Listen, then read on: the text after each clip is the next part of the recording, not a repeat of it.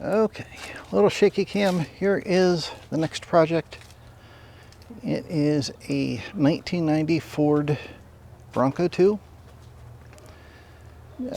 Bought it from the original owner, and I'll tell you at the end how many miles are on this thing. And you know, it's 34 years old. It's original. It's got several places like that. This is a pretty common rust area. Right here, you can get patch panels for that. You can see there's a pretty good gap under the door, so this is probably dropped a little bit. That'll have to be taken care of.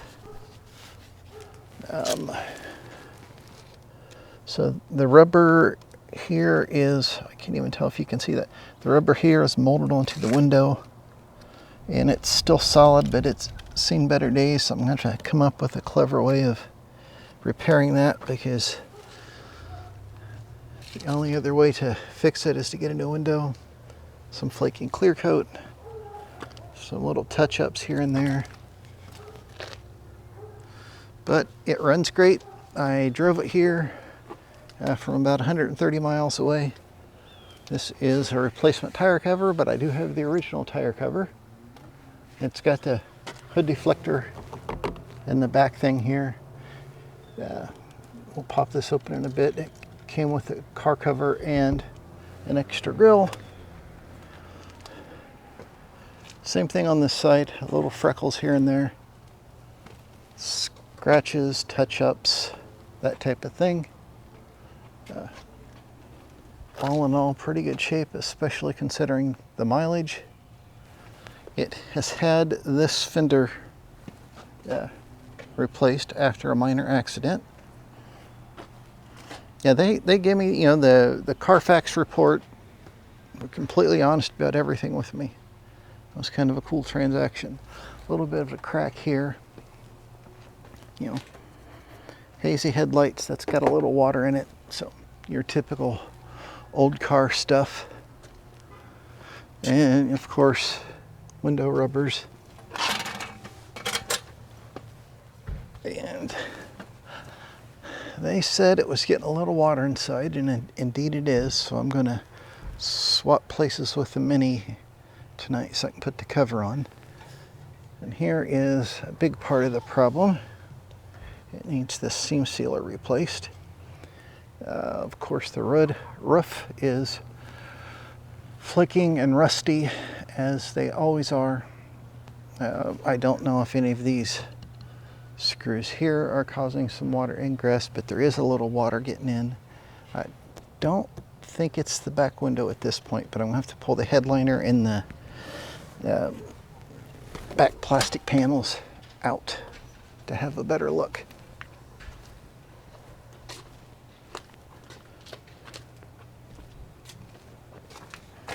I've been making a list of what needs done and prioritizing it.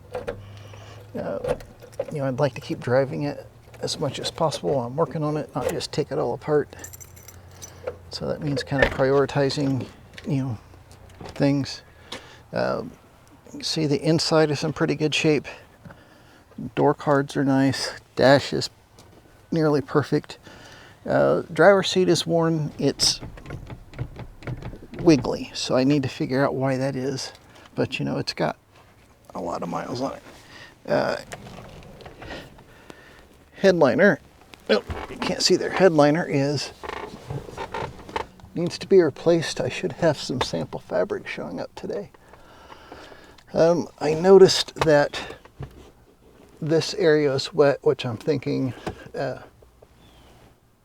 this area was wet, which I'm thinking, you know, seam sealer, because it's going, the car's going downhill toward the back there. So if it was coming in the windows here, it wouldn't get up to here. So since it's up here, it's either coming in from that roof rack or from the seam sealer. And of course, we got these purple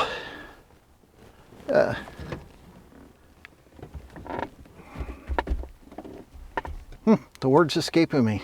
Visors, which will need to be recovered or something. I'm not much of a seamstress, so I'll have to find somebody around that can do automotive upholstery.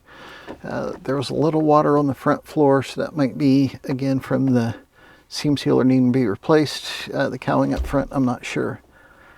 So on the next warm day when I have the day off, I'll have to figure that out. And when I was driving at home, the only thing I could find that didn't work was the right turn signal indicator. I feared the bulb was out, and I had an occasion to use the hazards. I went and got the plates, and there's a funeral procession coming the other way, so I clicked on the hazards. When I clicked and I noticed that the light worked, so it's like, okay, the bulb's good. I turned the hazards off, and now the turn signal indicator works. So probably just need to clean that switch there a little bit. Now, I haven't had this started for 5 days now. I did not press the emergency brake. I don't know if you can see the odometer there that says 13. Starts right up. It does need a clutch. Runs perfect. The brakes feel a little soft. The pedal went all the way to the floor when it started, so no, not quite all the way to the floor. So I'm, have to check the pads and everything like that. Put it in neutral here. So that 13 on there is not 113,000 miles or 213,000 miles. That is 313,000 miles. Now, I'll show you here in a bit the box of parts that came with it, the manuals, and the stack of receipts. This is one of the best maintained vehicles I've ever seen. Yeah, it's got wear on it because it was used. It wasn't a showpiece that was stuck in a garage its whole life. It was driven. It's a truck, and it was used as a truck. The seats are a little stained. Now, this seat's actually in pretty good shape, so most of the miles have been in the driver's seat, of course. So this one might clean up, but we're not going to find matching upholstery here, so have to see what we can do. Back seats are pretty good. I don't know if you can see that. I can't see what you're seeing in the camera here. Let me do this. Back seats are pretty good. That's the original cover there. Some more shots of the headliner. So I'll show you one other thing I just noticed this week. It's the only thing that surprised me. And it's just one of those old car things. I noticed how this is wet here. And there is a little spot right there.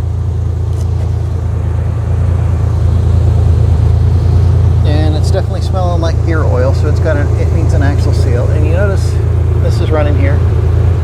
It's running smooth, and it's not smoking. A little more surface rust right there. So, some in the wheel wells right there from stone hits, that type of thing. Oh yeah. That's all fresh right there. So that was from my trip home. And it'll need a set of tires before too long. But altogether, for 313,000 miles, it is in amazing condition. And I'm very happy. I'll get these swapped around, and then we'll take a look at all the stuff that came with it. Okay, here's under the hood. I noticed that the clutch reservoir is not quite the right one. It should be spaced out a little further. I can put a spacer behind it till I can find the right one. The brake reservoir is dirty. It can probably stand to be replaced. I'm not sure what this is on here for. There is another tank in the box of parts I got, so I'm thinking I could take the two of them and make one. And test. Right, receiver fell off. The AC pump makes a bit of a rattle. And as you can see, it's got a tiny, some fair amount, not a lot of oil leaking around the valve covers and stuff like that. But right there. get this all cleaned up and see where it's leaking for sure. He did go through the motor at about 165,000. So the advantage of having all the receipts, you can look and see when stuff's done. And the clutch was put in at about 175,000. So when I put a clutch in, I'll only do the second replacement clutch, and that's why cruise control works. I haven't checked the AC. It was like, you know, below freezing the day I bought this. The heat works good. All right. Okay, I'll make this quick because my microphone battery's dying. Stack of all the receipts for everything he's done to it, his logbook of oil changes and stuff, an EEC code reader and book, the adapter to plug it into the truck, the original owner's manual, code tag. Oops, slip that back in there so that one doesn't fall out. Some other documentation that came with it. Thought this was interesting. The Ranger Bronco do-it-yourself maintenance information. This is basically like preventative maintenance type stuff. The Haynes manual and factory wiring diagrams. Nice. So big box of parts. Most of these are used, but there's new stuff like bulbs, fuses, things like that. The hub covers, which you might break sometime. And as silly as it sounds, I also save this sort of stuff because you never know when you might have changed an air filter that's dirty, but it's okay, and then you have one rip, so you need an air filter real fast on a Sunday. Or you have a spark plug that cracks, so you've got one of your old spark plugs you can pop back in there. It's something my dad taught me. So, I'm a big enough nerd. The first thing I did was went through this and inventoried it so I know what I've got. I kind of sorted out the receipts. They were mostly in order. There's just a few on the top that weren't. And now I can look through there and see what's been done when. Give me an idea. So I'm going to continue to make my list of what needs done, and then I'll do videos as I go. First we'll start with the drivability stuff, and then we'll work up to the body work and things like that. So comments, questions, let me know. Love to hear from you.